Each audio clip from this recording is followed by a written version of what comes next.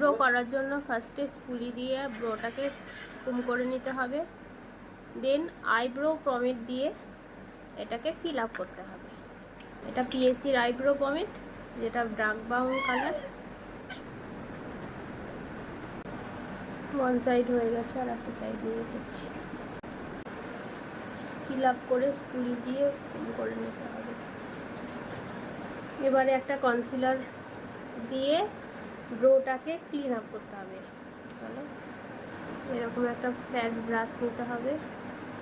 Flat brush নিয়ে ব্রোটাকে clean up করতে হবে।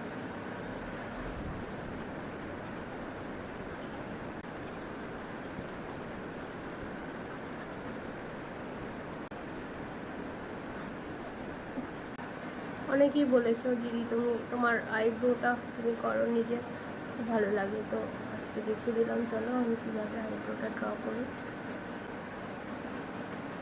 এবারে এই মিডিলটা এরকম করে একটা বিউটি ব্লেন্ডারের সাহায্যে, তোমাদের কাছে যদি বিউটি ব্লেন্ডার না থাকে তাহলে এইরকম একটা পাপ নেবে, পাপে করে এইরকম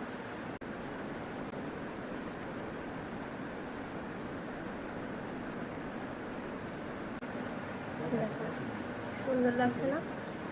আমাকে কমেন্ট করে জানাবে যে তোমাদের এই ভিডিওটা ভালো লাগবে কিনা।